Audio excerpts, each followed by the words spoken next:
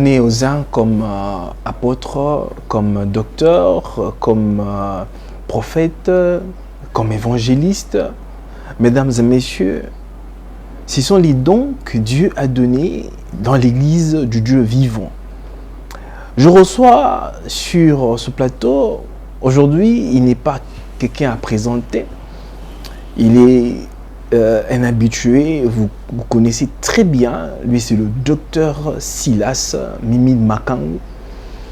Pourquoi j'ai commencé par dire qu'il a donné au don? Lui, c'est le docteur, il a le don. Il est docteur. Il a la maîtrise des Écritures, il a la maîtrise de la parole. Avec lui, aujourd'hui, nous allons devoir parler sur une question qui dérange, qui fâche, parce que beaucoup se posent tant de questions et n'arrivent peut-être pas à trouver de solution, ou il y a des points d'interrogation qui sont restés pendantes. L'Église du Congo face à la pauvreté. Pour d'autres, c'est un tabou. Pour d'autres, prêchons seulement l'évangile d'aller au ciel.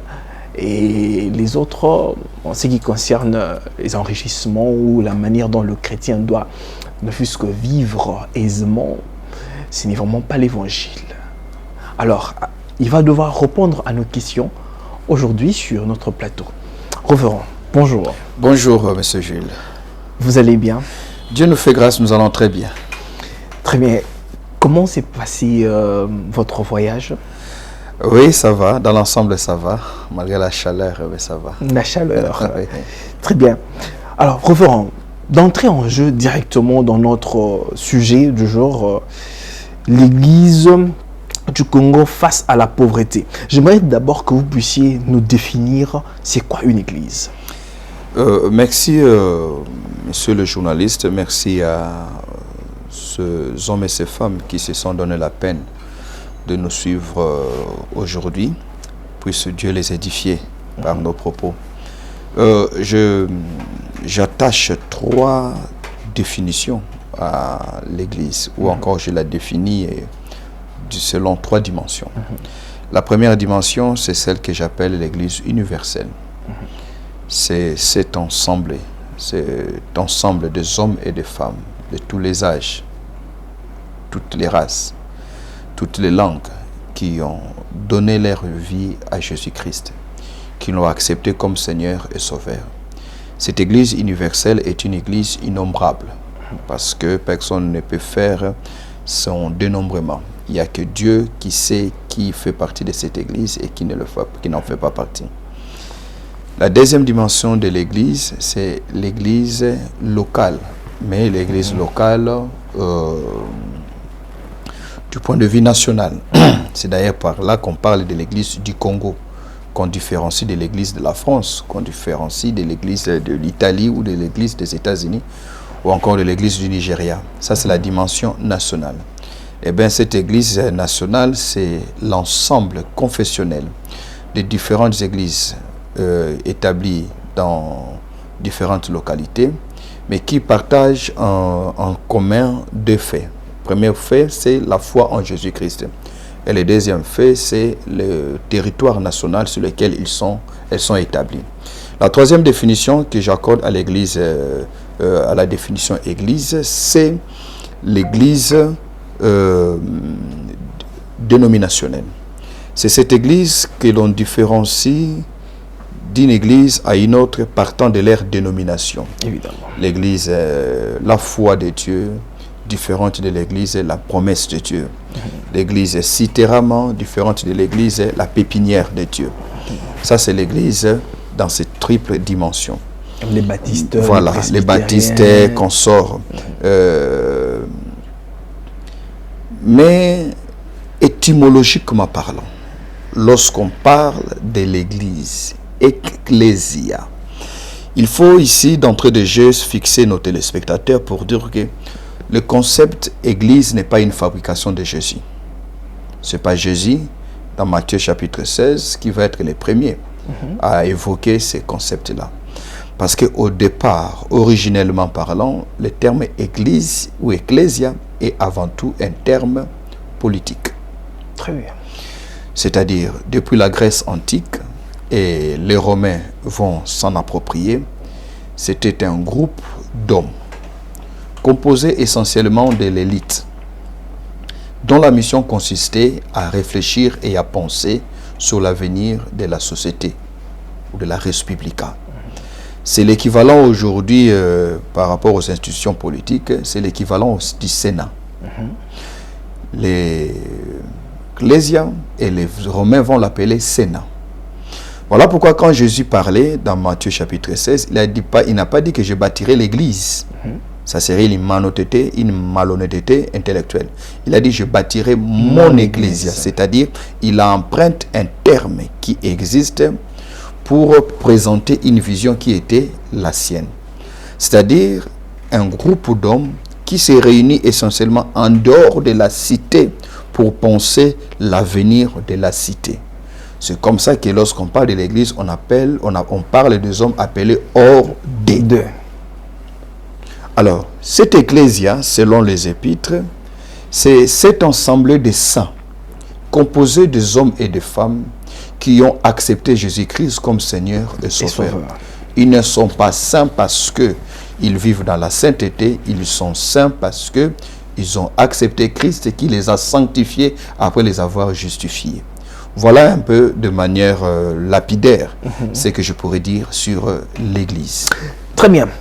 Je parie que les téléspectateurs qui nous suivent ont bien saisi et ont très bien compris ce que c'est une Église. Alors, docteur, quel est le rôle de l'Église dans une société, dans la société? Répondre au rôle de l'Église dans une société serait comme pour dire qu'il faudrait qu'il y ait nécessairement une église dans une société. Or, il y a eu des sociétés qui n'ont pas eu d'église. Ok? Mais une fois que l'église est impliquée dans une société, elle existe dans une société, quelle est son implication, son degré d'implication et qu'est-ce que l'on doit constater? Parce qu'il y a des sociétés, vous allez par exemple en Chine, où certes, l'église catholique très faible, mais les quelques églises évangéliques qui existent sous le format des centres culturels. Parce que c'est un pays communiste qui n'a pas la même appréhension que nous avons par rapport à l'église. Mais une fois qu'une église est installée dans la société, cette église-là doit jouer 4 missions ou 4 rôles. Première mission, premier rôle, c'est celle de réconcilier les citoyens de la société d'avec Dieu par l'œuvre de l'évangélisation. Convertir les hommes par l'évangélisation. C'est-à-dire l'église, son rôle est d'abord un rôle spirituel qui consiste à évangéliser. Évangéliser ne signifie pas faire adhérer les gens pour faire d'eux membres de l'église, mais plutôt les amener à être convertis par la nouvelle naissance. Deuxième rôle que l'église est censée jouer dans une nation, c'est cette mission apostolique. C'est-à-dire présenter à la nation, présenter à la société les valeurs qui sont bibliques pour que celles-ci, d'une manière ou d'une autre, puissent régir la vie de citoyens. Même si cela ne serait pas voté comme loi au Parlement ou consort, mais que ce soit parmi les valeurs, comme nous l'avons vu pendant le Moyen-Âge, avec l'Europe, lorsque le mouvement protestantisme a commencé avec le Martin Luther. Il faudrait que ce mouvement de l'Église imprègne une nouvelle culture aux citoyens, une nouvelle culture fondée sur les valeurs de la foi chrétienne. Troisième rôle que l'Église doit jouer, c'est le rôle moralisateur. L'Église est le gardien du bon sens. Là où l'Église est, l'on doit observer un certain nombre de comportements qui doivent désormais être imprimés dans le quotidien de ceux-là qui fréquentent l'Église pour qu'ils jouent convenablement leur rôle dans la société en tant que lumière du monde et celle de la terre. Parce qu'il ne faut pas oublier que nous ne sommes pas la lumière du ciel, nous ne sommes pas les seuls du ciel ou du paradis, nous sommes les seuls de la terre ou la lumière du monde. Pour nous, je dirais, nous sommes la lumière du Congo et nous sommes les sels du Congo. Et il faut comprendre ici le rôle que doit jouer le sel et la lumière dans une société, le sel dans la lumière dans une pièce comme celle-ci et le sel dans les repas. Quatrième rôle, c'est un rôle purement prophétique, c'est-à-dire Chaque nation a une destinée qui lui est propre. Dieu a créé des nations, mais à chaque nation, il a donné une mission. Chaque nation devait découvrir sa vocation. On peut porter le même nom, mais on n'a pas la même destinée. Il y a 2 Congos, mais chacune de ces 2 Congos a sa mission. Il y a 3 Guinées, mais chacune de ces Guinées a sa mission. Il y a 2 Corées, il y a chacune de ces Corées a sa mission. Donc, le rôle de l'Église, c'est aussi de s'élever au niveau spirituel pour aider la nation à accéder à sa dimension de la destinée. Et pour cela, il faudrait des hommes spirituels. Il faudrait que l'Église serve de porte-parole, de prophète à la nation pour dire, nation congolaise, voilà ce que Dieu nous dit, ce que nous devons faire. Voilà l'orientation qui est la nôtre. Et pour cela, l'Église a besoin d'opérer dans cette dimension prophétique, en devenant la voix de Dieu qui montre la voie pour le développement. Très bien, docteur. Parce que il ne faut pas oublier, M. Gilles, qu'une nation est d'abord une entité spirituelle avant d'être une entité sociologique, culturelle et même juridique. L'existence spirituelle d'une nation précède son existence juridique. Et dans une nation où les hommes spirituels ne sont pas lucides, ne sont pas attentifs, cette nation fournira beaucoup d'efforts sans vivre son épanouissement, simplement parce que sur le plan spirituel, elle patauge. Donc, c'est aussi là le rôle de l'Église. Si l'Église ne le fait pas, la nation sera prise en otage par d'autres hommes spirituels, mais véreuses.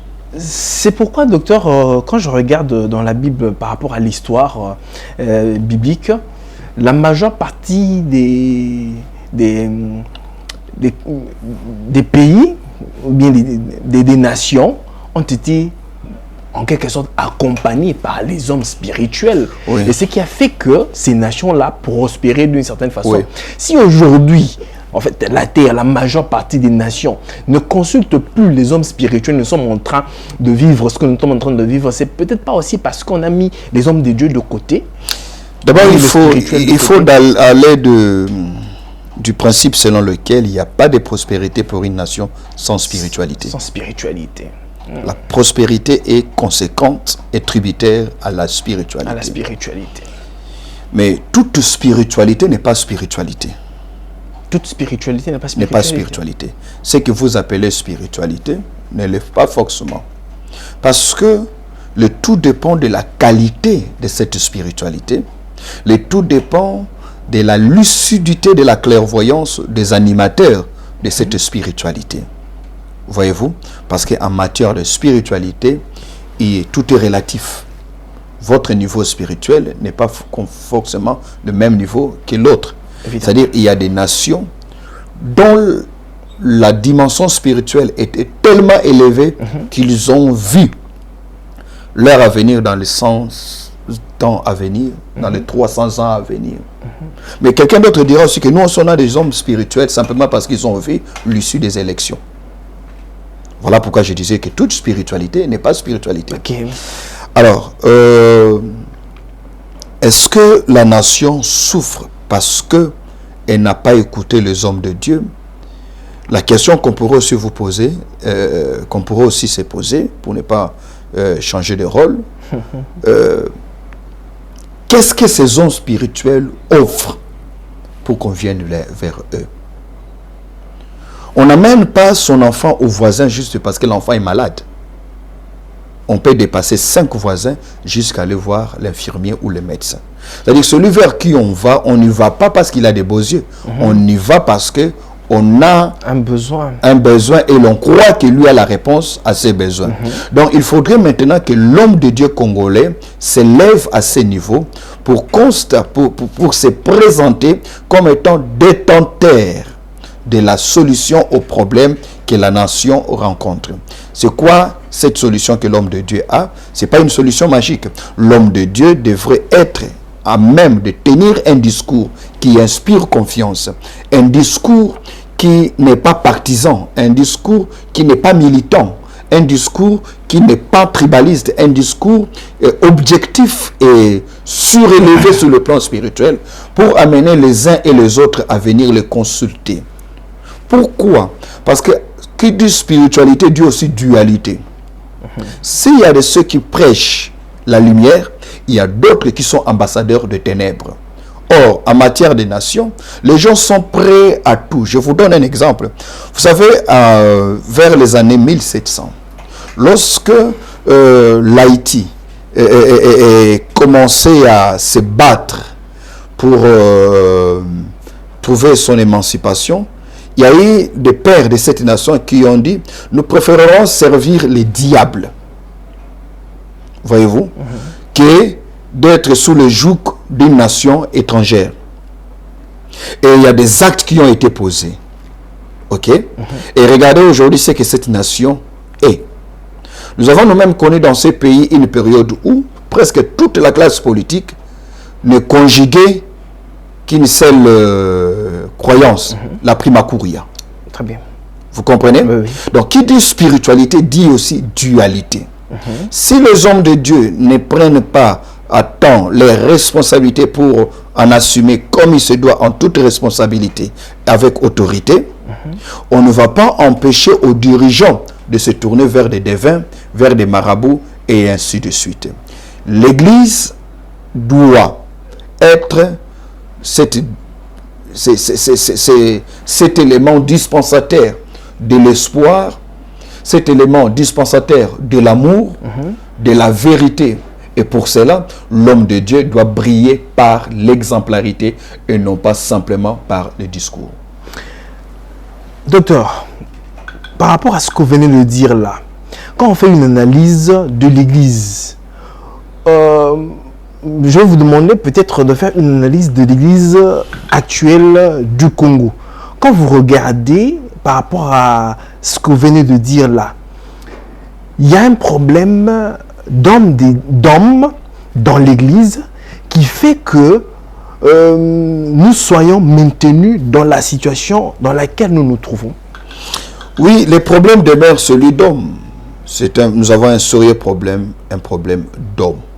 Quand je dis un problème d'homme, ce n'est pas parce qu'il n'y a pas des hommes, mais des hommes équipés, des hommes achevés. C'est-à-dire des hommes dont la construction a été achevée. C'est-à-dire des hommes appelés. Pas simplement appelés, parce que quand Dieu appelle, l'appel ne suffit pas. L'appel, Dieu vous lance l'appel au niveau où vous êtes, mais l'exercice de l'appel nécessite de formation, nécessite un entraînement, nécessite un équipement. Voilà pourquoi il appelle les disciples, mais il prend le soin de les former pendant 3 ans. Ok? Il appelle Moïse depuis, mais il le fait passer par la maison de Pharaon, il le fait passer par Jéthro, il le fait après 80 ans, Moïse se met à exercer son appel. Et le problème que nous avons, c'est que ce n'est pas tellement une crise d'appel. Les appels sont authentiques. Mais qui exerce ces appels-là? Ce sont des hommes généralement, sans vouloir jeter un discrédit sur l'église à laquelle j'appartiens fièrement, mais ce sont généralement des hommes qui pour la plupart n'ont pas été préparés, théologiquement pas été assez préparés, ecclésiastiquement pour diriger les gens, mais aussi spirituellement pour comprendre que celui qui sert Dieu au Congo n'a pas les mêmes défis que celui qui sert Dieu en France. Voyez-vous? Parce que les réalités spirituelles sont très différentes. Vous comprenez? Nous sommes dans un pays où les réalités spirituelles, les combats que nous connaissons sont propres à notre contexte. Donc, le problème d'hommes dont je parlais, c'est un problème des hommes achevés. Des hommes pleinement hommes dans leur corps. Pleinement hommes dans leur âme, dans leur pensée, dans leur intelligence, dans leur attitude, dans leurs émotions. Pleinement hommes au niveau de l'esprit. Comme Paul le dit, dans 1 Thessaloniciens chapitre 5, verset 22, verset 23. Voyez-vous? Job dit, en réalité, en l'homme, c'est l'esprit. Ok? Donc, vous comprenez par là, les hommes dont je parle ici, ce sont ces hommes qui sont capables de comprendre à quoi doit ressembler le pastorat dans un contexte comme celui-ci. Sinon, nous allons continuer à assister ce que nous voyons aujourd'hui, que nous déplorons d'ailleurs, où les pasteurs deviennent les caisses de résonance des partis politiques, où les pasteurs relayent les discours militants à la chair. Voyez-vous? Ou bien les pasteurs qui sont devenus des porte-parole des musiciens. Voilà, ou bien des pasteurs qui sont devenus des porte-parole des musiciens, pas seulement porte-parole, même qui va dire quels les meilleurs des musiciens, ainsi de suite. Voyez-vous? Tout ça parce que je parle des hommes achevés, des hommes qui ont compris à quoi doit ressembler leur vocation en tant que pasteur. Est-ce que être pasteur, c'est simplement être prédicateur? Est-ce que le fait d'être un bon prédicateur fait de vous un bon pasteur? Est-ce que le fait pour vous d'avoir l'onction fait de vous un bon pasteur? Tout cela mis ensemble nécessite à ce que l'homme de Dieu passe par un rouage de formation et d'équipement pour avoir des hommes faits, des hommes tout faits. Des hommes de Dieu respectables aux yeux des autorités politiques. Même quand ils seraient en babouche, même quand il viendrait en chemise, en lambeau, qu'on le respecte parce qu'il est homme de Dieu. Il y a des valeurs. Et parce qu'il incarne des valeurs sacerdotales, des valeurs pastorales, des valeurs d'éthique et des valeurs citoyennes. Quand cet homme fera preuve de cela, l'homme politique les craindra. Pourquoi l'homme politique doit respecter son féticheur qui habite Ilibikok vers Maluku, dont la case n'est même pas pavée?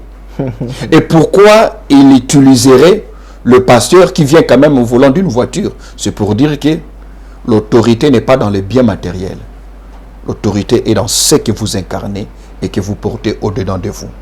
Il faudrait maintenant amener le pasteur à comprendre cela. Parce que nous sommes dans une situation telle qu'aujourd'hui, où pour la toute première fois dans l'histoire de ces pays, nous avons un régime, entre guillemets, dit des enfants de Dieu, dit chrétiens. Pourquoi je dis entre guillemets? Parce que la conversion, c'est par présomption. Je crois que vous êtes chrétien. Évidemment. Je n'ai pas... c'est pas parce que vous avez fermé le bouton juste ici. Et un païen aussi peut le faire. Évidemment. Alors, pour une première fois, où nous avons, même à des différents niveaux, à la tête de différentes institutions, pas les moindres, où nous avons même des pasteurs. Voyez-vous? C'est là où on doit maintenant nous questionner quelle est l'incidence de la gouvernance des chrétiens dans l'amélioration de notre conditions en tant que, de nos conditions en tant que peuple ou en tant que nation. Donc, la question n'est pas qui est classé pour jouer les matchs, mais est-ce que ceux qui sont classés pour jouer les matchs ont été préparés? Tout part de la préparation. Entre le moment où David est ouin et le jour où il est intronisé comme roi d'Israël, 16 ans vont se couler. Pour dire, Dieu est un Dieu patient. Il passe par une formation. Même l'apôtre Paul. Voilà, vous voyez avec l'apôtre. Même Jésus lui-même. Pourquoi Jésus? Est-ce que ce sont les capacités qui manqueraient à Jésus? Pas du tout. Pas du tout. Mais pourquoi il doit commencer 30 ans après? D'abord parce qu'il devait être formé. Voyez-vous? Et la formation pour un homme de Dieu devrait aller au-delà du simple fait d'apprendre comment prêcher. Parce que le ministère va au-delà de prêcher. La prédication ne tourne qu'autour de 30% de l'effectivité pastorale. Donc, un pasteur qui prêche très bien n'a accompli que 30% de son appel. Imaginez-vous l'écart qu'il y a entre 30 et 100. Donc, il y a un 70% qui reste et qu'il faudrait très vite combler. Très bien.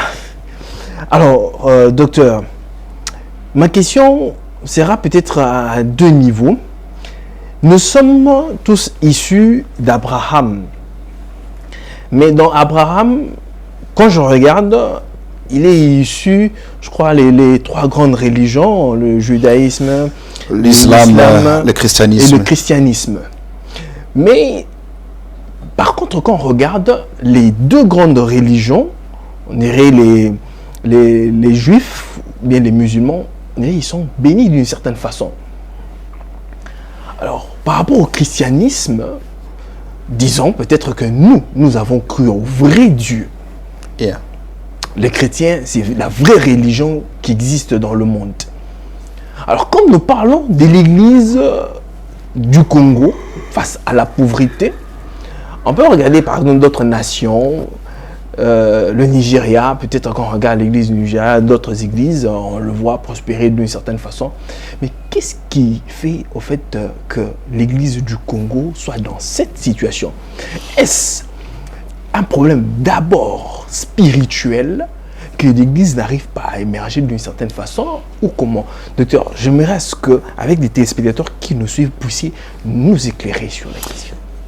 Votre analyse est pertinente, surtout lorsque vous partez en présentant ces trois grandes religions mondiales, toutes issues d'Abraham. C'est pas qu'Abraham les ait créées comme ça, mais du moins ceux qui ont été créateurs ou initiateurs sont tous issus d'Abraham. Écoutez, ce qu'il faudrait savoir, c'est que la pauvreté est avant tout un fléau spirituel. Un fléau spirituel. Oui.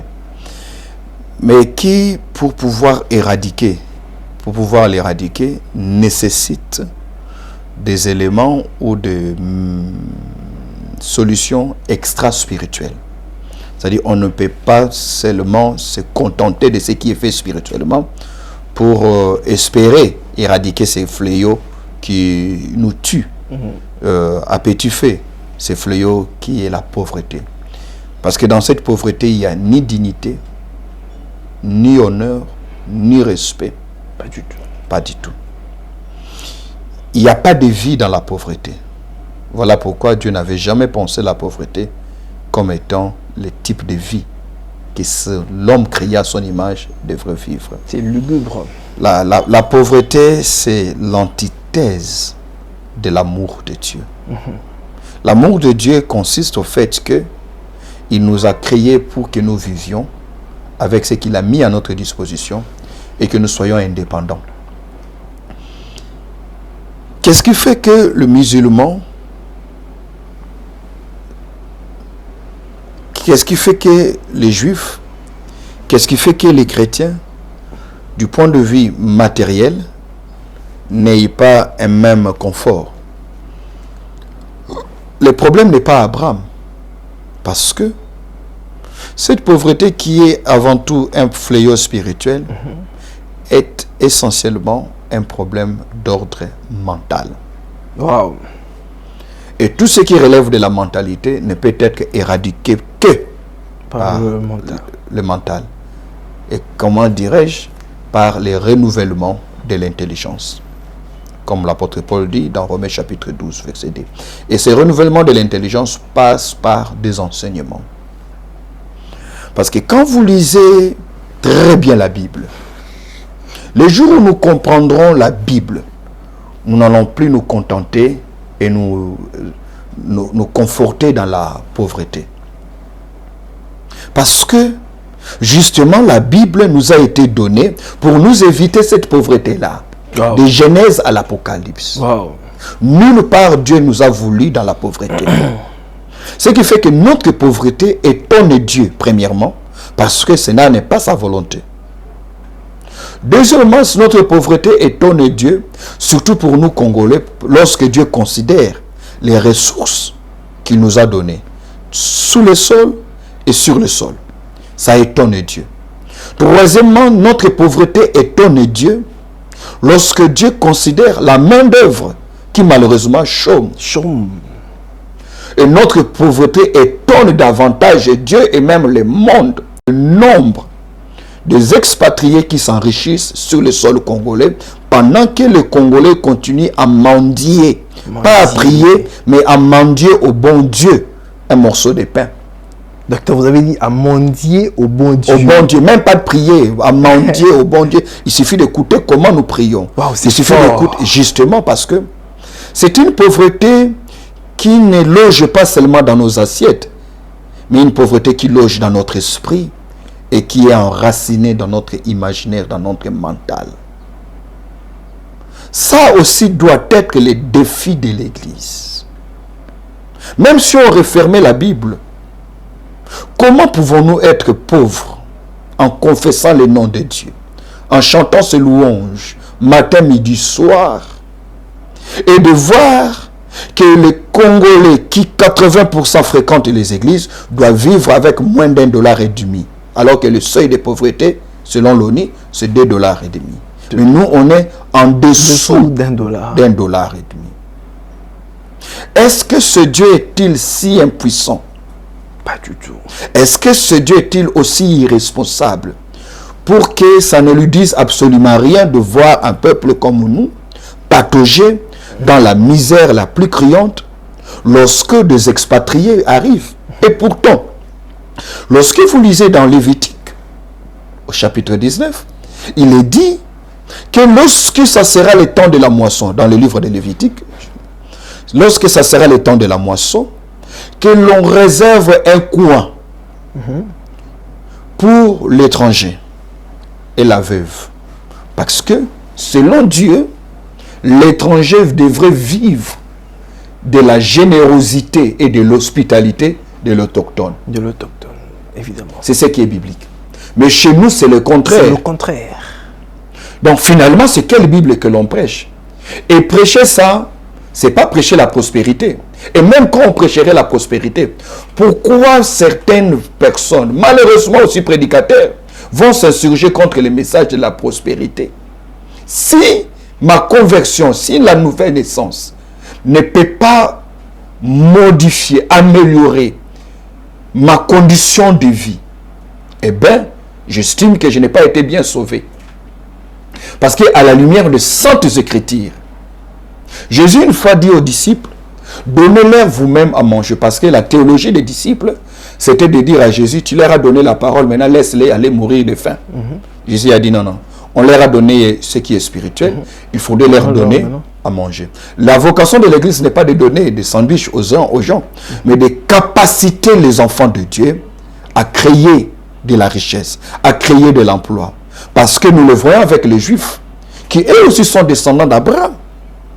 Genèse chapitre 22, Dieu dit à Abraham que ta descendance sera innombrable comme les sables de la mer et les étoiles du ciel. Pourquoi les Juifs devraient réussir là où les chrétiens échoueraient? Pourquoi les chrétiens doivent échouer là où les Juifs réussissent? Et pourtant, vous le dites que nous avons le véritable Dieu.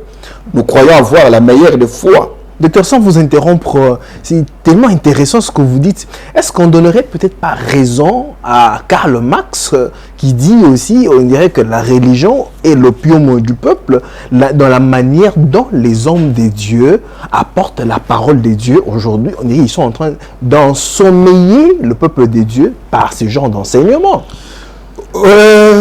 Qui endorment le peuple de Dieu, dans les garder dans cette pauvreté atroce. Oui, parce que quelque part, je dirais oui, avec beaucoup d'amertume d'ailleurs. Je ne vais pas trop donner raison à Karl Marx, mais les évidences sont là. Les évidences sont là. Mais une autre question qu'on devrait se poser, une bonne question intellectuelle, est-ce que sans l'Église, le Congo serait pauvre? Qu'est-ce qui appauvrit? C'est l'Église? Ou bien les chrétiens congolais sont pauvres parce que le Congo est pauvre? Parce que là aussi, c'est une dimension qu'il faudrait considérer. Pourquoi? Parce que justement, une église dans une nation est généralement la jumelle, en tant que l'IPASA, la jumelle ou la jumelle de la société dans laquelle elle est établie. C'est-à-dire, l'église de la France prospère facilement parce que la France est une puissance économique.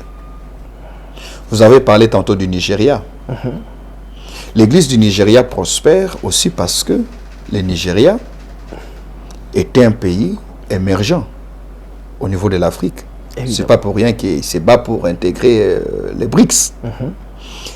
C'est pour dire quelque part que la responsabilité de l'Église, partant des enseignements qu'elle donne aux fidèles, devrait aussi consister à les sortir de la pauvreté, pas simplement à leur dire Jésus va revenir même si vous restez pauvre, parce que nous avons une obligation en tant que chrétiens de laisser derrière nous des traces qui assurent un confort aux enfants qui viendront après nous.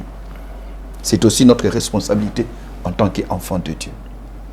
Mais pour cela, il faudrait que l'Église commence à considérer la pauvreté non pas comme... cesse de considérer la pauvreté comme une vertu. Parce que jusque-là, ce sont dans un confort aujourd'hui. Voilà, l'homme de Dieu que l'on croit sérieux, c'est celui qui est pauvre. Celui qui commence à s'enrichir, on doute de lui. C'est-à-dire que notre spiritualité rime mieux avec la pauvreté qu'avec la prospérité. Et ça n'a rien de biblique. Et ce n'est pas seulement dans nos églises, même dans nos familles, parce que vous ne pouvez pas dissocier dans une société le culte de ce peuple d'avec sa culture. Il y a un lien intrinsèque, il y a un lien entre le culte d'un peuple et la culture d'un peuple. Quand vous voulez voir, quand vous voulez questionner la pauvreté ou la prospérité d'un peuple, sondez, investiguez dans ces deux champs-là, la culture et le culte. Quel est le contenu du culte et quel est le contenu de la culture? Et vous allez vous rendre compte que dans notre culture, chant c'est l'okopamba. Le Congolais est dans l'attentisme. Le Congolais n'aime pas s'approprier de son problème ou de ses défis. Voilà pourquoi aujourd'hui, quoi de plus normal, 14 banques privées, mais aucune de ces banques n'est congolaise. Toutes ces banques sont étrangères. Même des pays comme... C'est ahurissant. Même des pays comme les Togo, qui sont réputés être des pays pauvres. Demain, c'est le Burkina Faso qui aura une banque ici. J'apprends que la Tanzanie va venir, il y aura une banque tanzanienne qui va venir ouvrir ici. Ce sont des privés tanzaniens, des privés kenyans, des privés gabonais qui ont leur banque ici. Et là, nous allons garder l'argent chez eux. Jésus a dit dans la parabole de talent, il dit au mauvais serviteur paresseux, dit, pourquoi as-tu gardé mon argent? Tu aurais dû ne fût-ce que la mettre dans la banque. Tu aurais dû ne fût-ce que... Pour dire que la banque n'était pas la première alternative pour Jésus. La banque n'était pas ce à quoi il pensait au départ. La banque n'était qu'une alternative. La banque, c'est pour celui qui ne sait pas quoi faire de son argent, il la garde en banque. Mais quand vous gardez vos 15 000, 100 000 dollars en banque, c'est celui qui a des projets qui va venir solliciter un crédit auprès de la banque, et on va lui donner quel argent? C'est votre 100 000 qu'on va lui donner. Et 2 ans après, lui va avoir un bâtiment, et c'est encore toi qui iras louer ce bâtiment pour loger. Ça, c'est l'enseignement de Jésus sur la banque. Ok?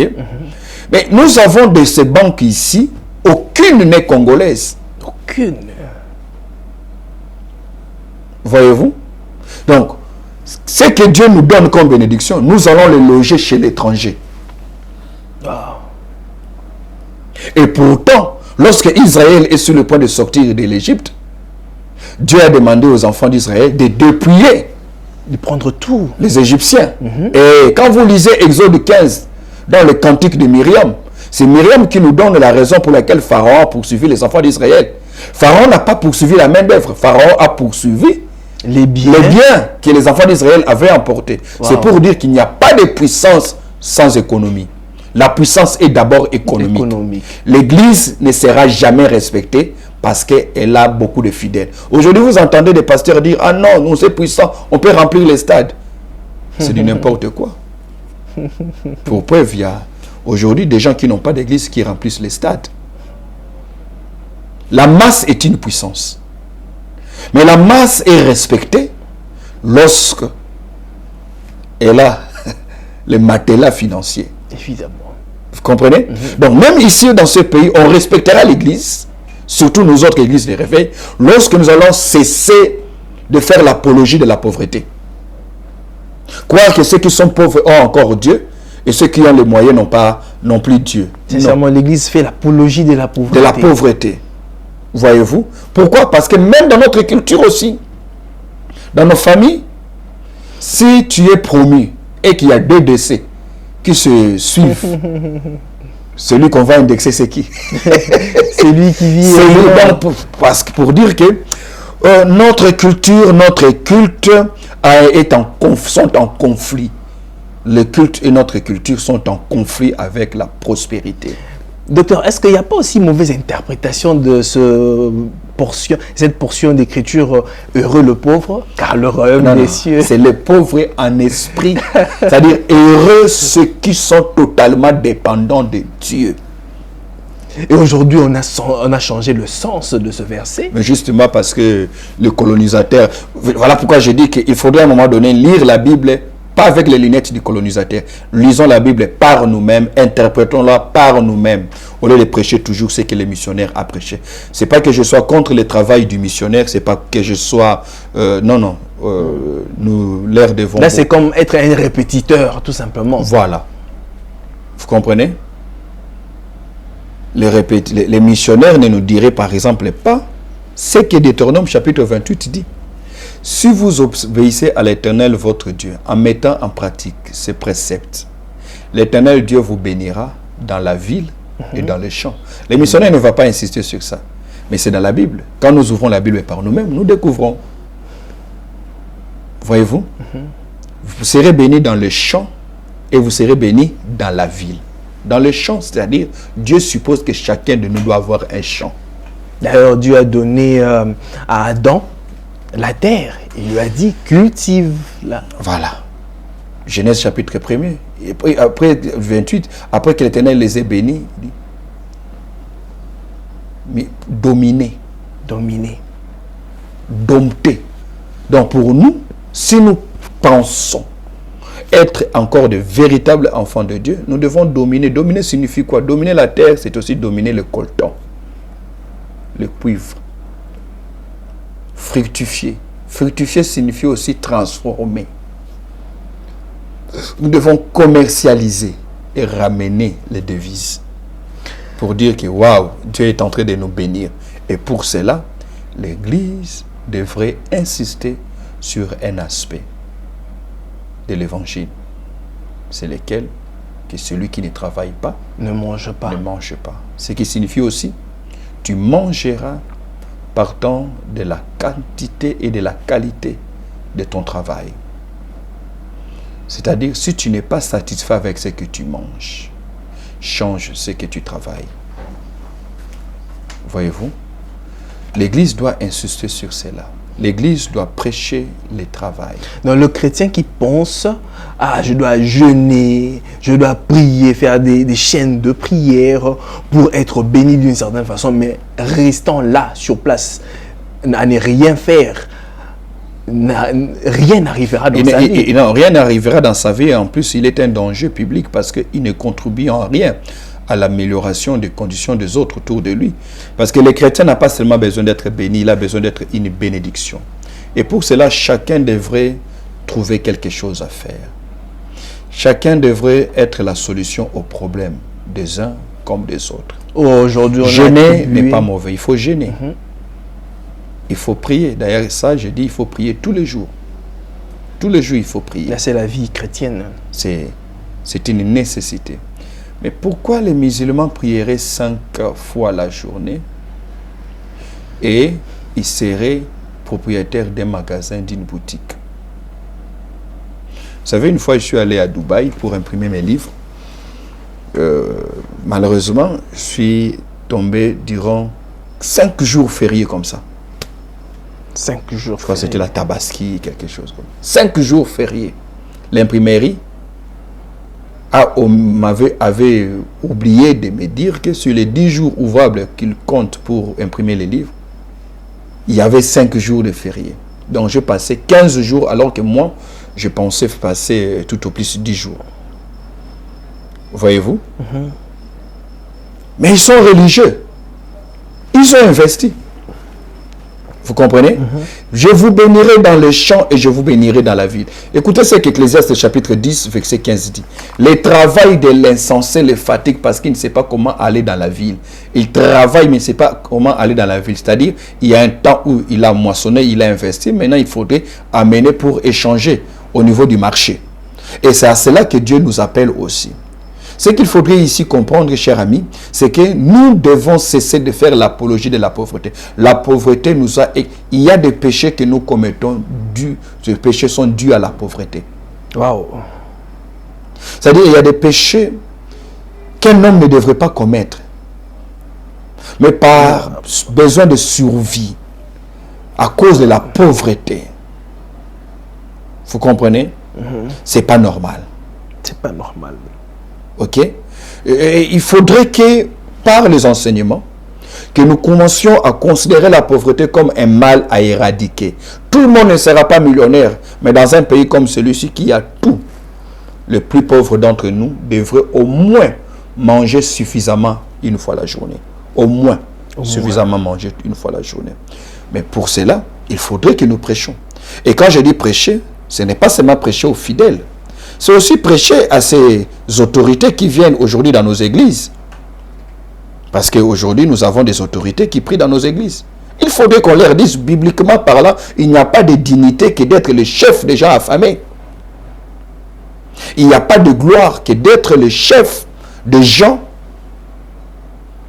qui se partagent un piodi dans une famille de 5-6. Voyez-vous? Il n'y a pas, si Dieu, même dans le désert, s'est rassuré que son peuple, s'est rassuré que le peuple mange de la manne et des cailles, c'est pour dire que manger est un droit et manger en se rassasiant. Ça aussi, on doit l'enseigner.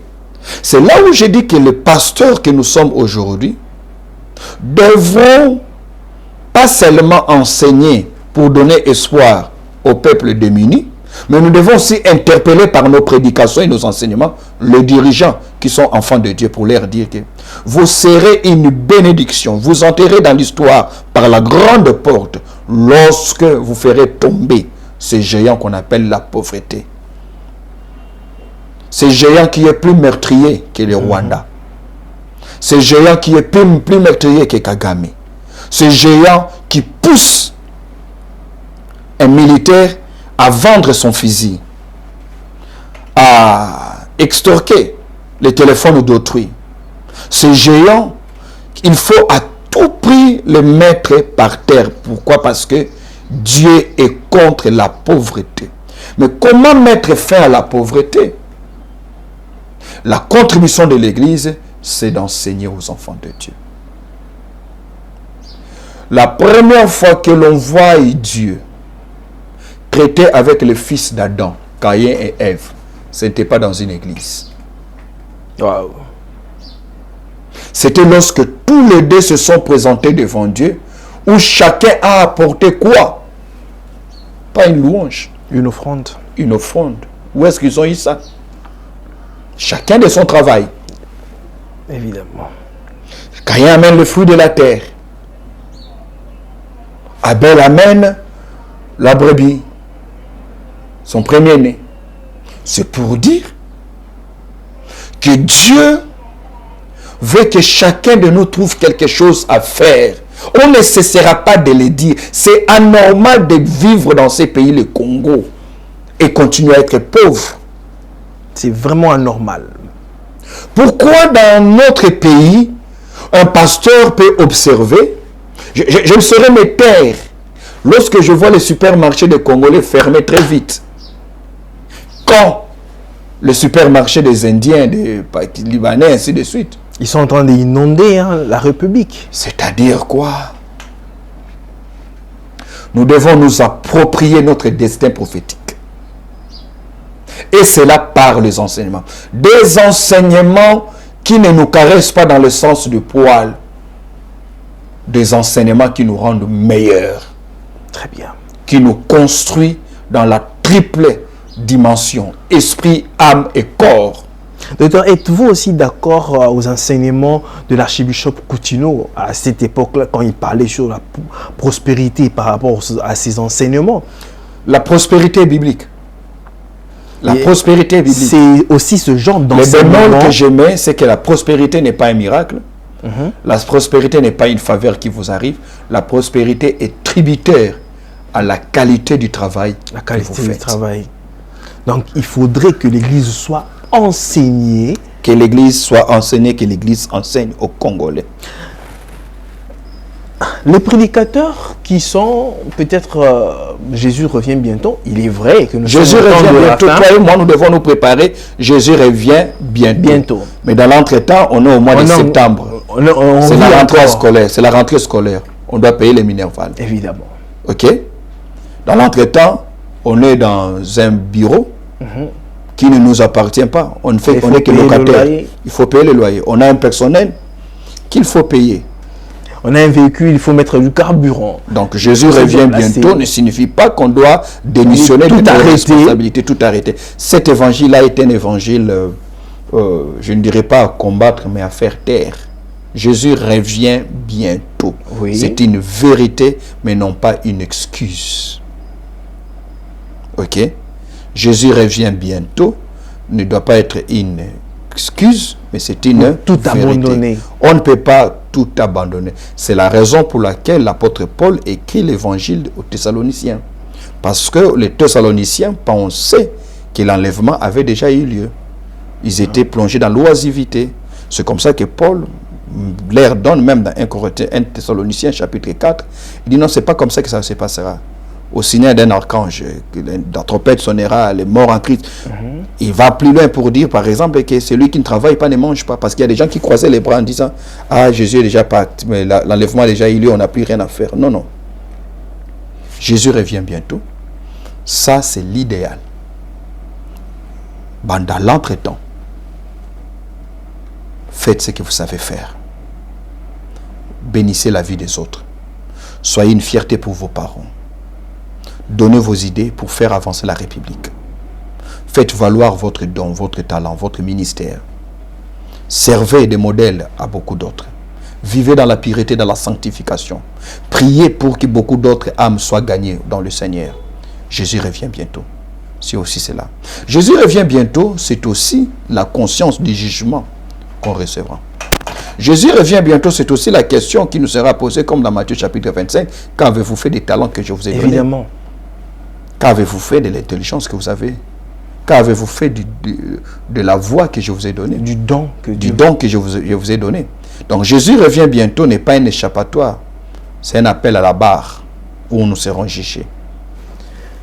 Docteur, nous chutons tout doucement, mais que dites-vous? Parce que vous avez dit quelque chose de très important. Il y a aussi des hommes de Dieu au Congo qui ont aussi les moyens. Est-ce que ce ne serait peut-être pas possible qu'il y ait une coalition des hommes de Dieu, de mettre ensemble leurs moyens pour mettre certaines activités dans le pays? Comme par exemple, vous avez parlé des banques. On n'a pratiquement pas de banques congolaises. Est-ce que les hommes de Dieu ne pourraient peut-être pas se réunir, ceux qui ont les moyens, et créer des banques comme ça, d'une certaine façon? L'enseignement, oui, certes, et ceux qui ont les moyens, de mettre aussi les moyens pour l'avancement des choses. Tous les hommes de Dieu congolais n'ont pas le même standing. Il y a de ceux qui vivent misérablement. Misérablement. J'en connais plusieurs. Il y a d'autres qui ont quand même sorti de cette vie de nécessité, qui ont réussi à sortir. Ils peuvent voyager quand ils veulent, ils peuvent s'acheter les costumes qu'ils veulent, ils peuvent même changer de voiture comme ils veulent. Mais je peux vous dire que 95% des pasteurs congolais sont pauvres. Ils sont très pauvres. C'est pas pour dédouaner les uns comme les autres, mais c'est pour vous dire que déjà ceux qui sont nantis sont à compter à bout des doigts, vraiment au bout des doigts, parce que la plupart d'entre eux sont pauvres. Mais il faudrait avoir de telles initiatives. Qu'est-ce qu'on peut faire ensemble? Et là maintenant on rencontrera un autre défi. Un défi encore entretenu par la pauvreté elle-même. Parce que le pauvre est généralement solitaire. Le pauvre vit sa sécurité dans la solitude. Le pauvre manque tellement qu'il a peur de s'associer aux autres.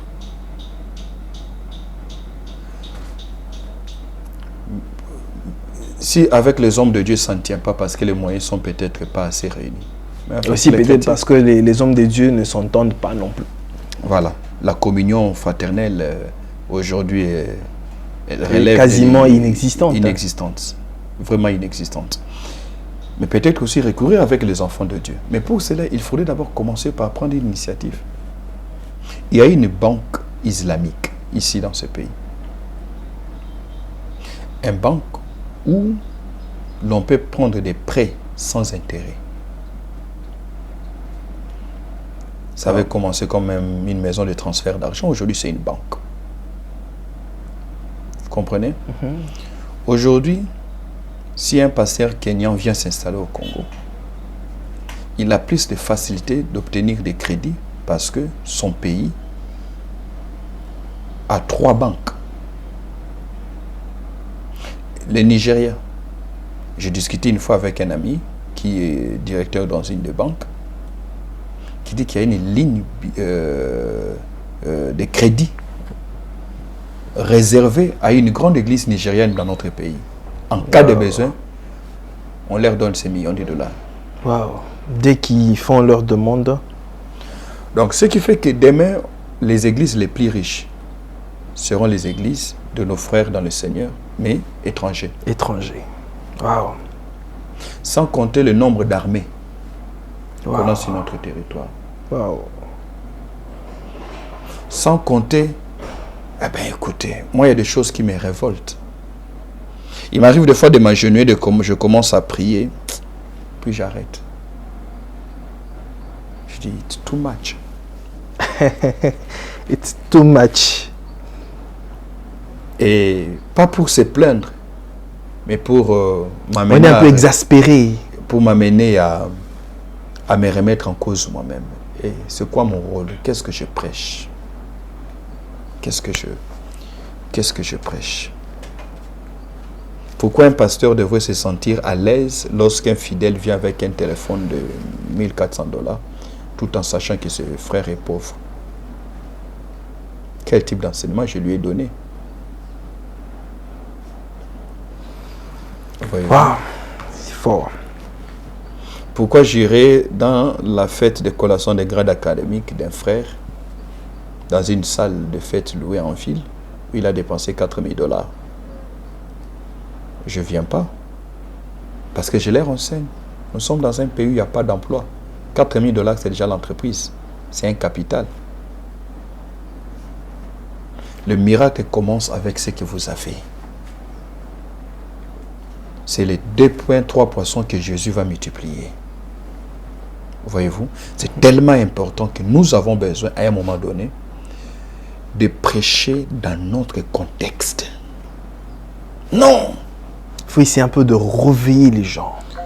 Restons dans le contexte congolais. Restons dans le contexte congolais. Jésus revient. Restons dans le contexte congolais. Dites aux gens que le tribalisme est une antivaleur Qui détruit la nation. Dites aux gens qu'un chrétien ne doit pas être fanatique. Il doit être ami de la vérité et du bon sens. Donc, il y a lieu, c'est nos enseignements. Que les gens sortent de nos églises comme s'ils sortaient du campus de Jésus-Christ. Que les gens sortent de nos églises en se disant, et c'est vrai, les démons existent, mais tous les problèmes auxquels je fais face ne relèvent pas des démons. Aujourd'hui, on regarde toujours aux démons. Ils existent. Toujours des démons. Ils sont puissants, ils sont nocifs. Oui. Mais tout ne doit pas tourner autour des démons. C'est des responsabilités. Il y a la part de l'homme, il y a la part des démons. Ce n'est pas les démons qui vous empêchent de lire les matins. Ah, c'est fort. Ce n'est pas les démons qui vous poussent tout le temps à être sur TikTok. Pas du tout. Pour regarder des vidéos qui ne vous forment pas, mais qui vous déforment. Parce que tout ce qui ne vous forme pas, Vous détruit. vous détruit. Voyez-vous? Donc, l'église doit être... J'aime ce que les imams maliens avaient commencé à faire depuis 5 ans. Les imams, ils se sont posés question au Mali. Est-ce que c'est qu'on prêche dans nos mosquées n'occasionne pas cette résilience qui caractérise, cette résignation, pardon, qui caractérise notre jeunesse, ainsi de suite. Et je pense que moi aussi, en tant que pasteur, qu'est-ce qui est dans la Bible qui peut aider ces gens qui viennent à l'église pour devenir forts? Mais qui dit église, dit aussi qualité de leadership ecclésiastique qu'on a. Évidemment. On n'aura pas une église meilleure que les hommes qui la dirigent. Pas du tout. Donc la transformation de l'église pour l'amélioration de la société nécessite une prise en charge de l'homme de Dieu que je suis. Que je sois placé devant mes responsabilités pour apporter l'évangile tel qu'il doit être présenté. Esprit, âme et corps. L'évangile pour tout homme et pour tout l'homme. On dirait que les hommes de Dieu regardent seulement à l'âme et ils ignorent le corps et l'esprit, non. Et l'esprit. Non. Vous savez, il y a des problèmes pour lesquels nous prions à l'église. En réalité, ces problèmes n'existeraient pas ailleurs. Si cette personne a été bien formée, ces problèmes-là n'existaient pas ailleurs. Voyez-vous. Il y a des maladies que nous contractons. C'est à cause de la saleté. Évidemment. Vous voyez? Et il faudrait que l'évangile, qui est une puissance pour le salut de quiconque croit, démontre ses effets dans notre quotidien. Tout le monde n'aura pas une Jeep. Pas du tout. Mais tout le monde devrait vivre de ce que Dieu lui a donné. Tout le monde ne va pas remplir les stades. Mais l'Église devrait s'amener à faire la guerre contre la pauvreté. J'ai été très choqué quand un pasteur m'a donné un témoignage. Ils étaient à plus de 300 pasteurs. Un dimanche, invité chez un homme politique. Dimanche, on a 11h. Vous voyez déjà les défis. Oui. Parce que les pasteurs, après les cultes, doivent s'entretenir. Évidemment. C'était ici à ma campagne. Et le pasteur qui m'en parle vient de Massina. Il dit c'était là à 11h. Quand lui est arrivé à 11h, il n'y avait plus de place. Wow. Et l'homme politique est sorti et est revenu chez lui pour les recevoir à 17h. 300 pasteurs. Wow. Et on donne $50, $50, $50, $50 à chacun.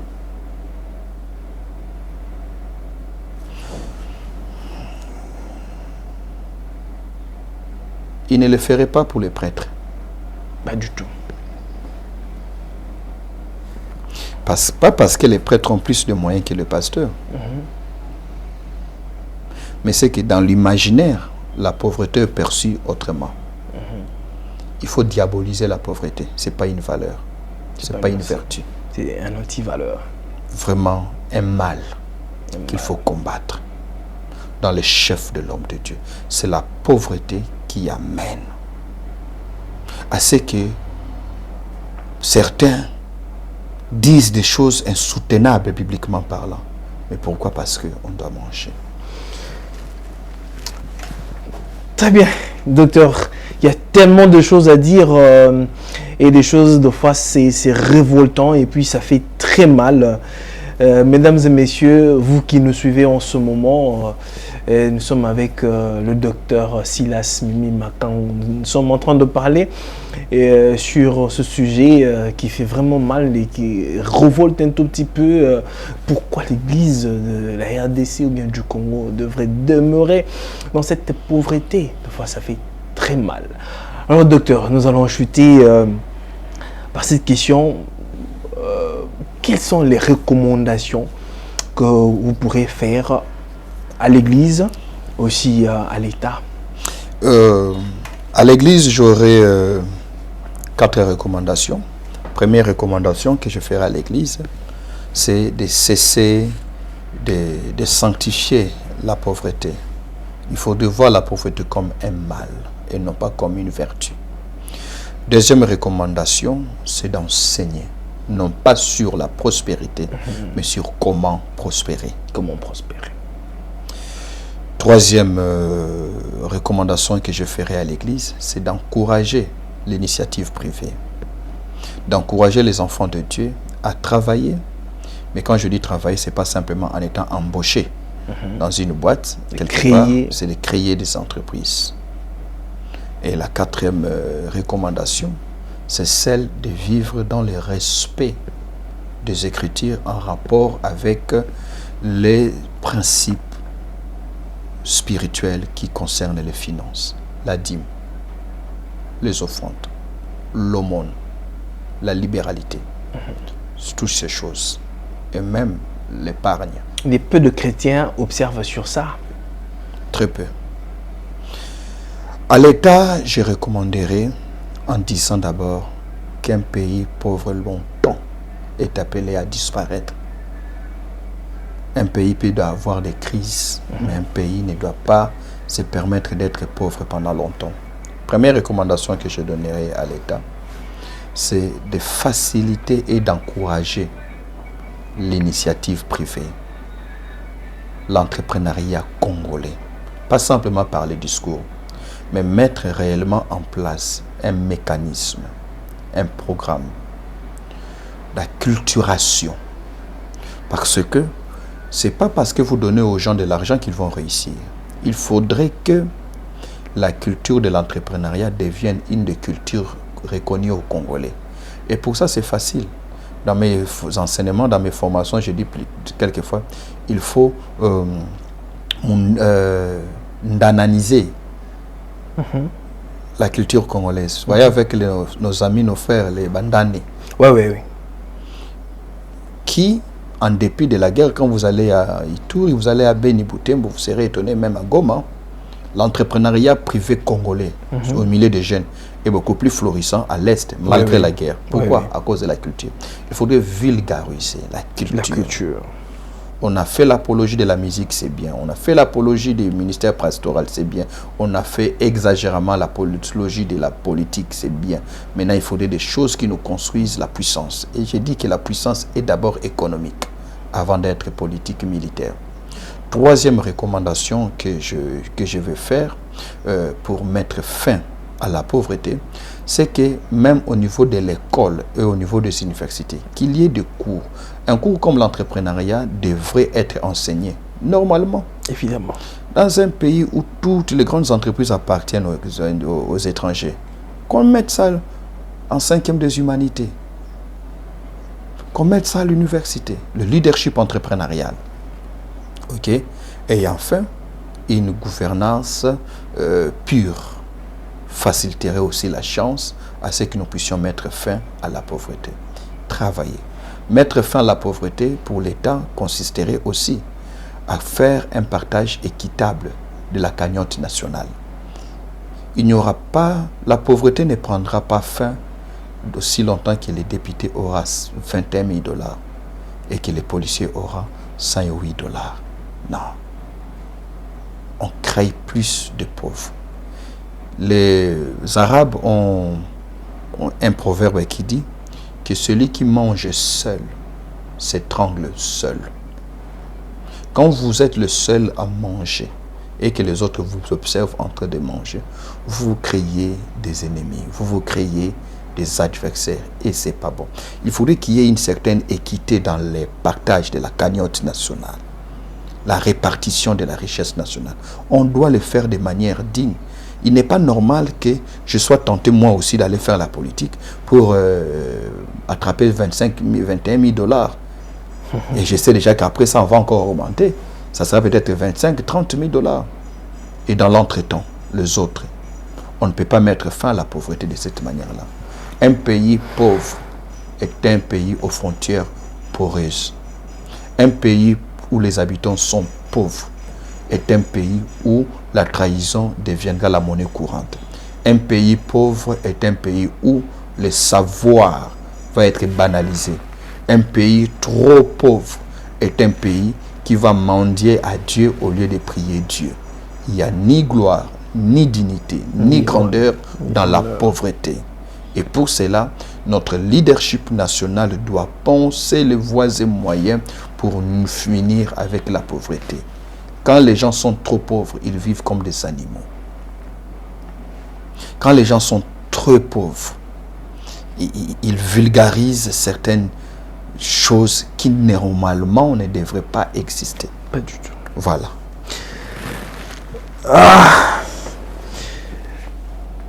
Révérend docteur, merci pour ce moment d'échange très constructif.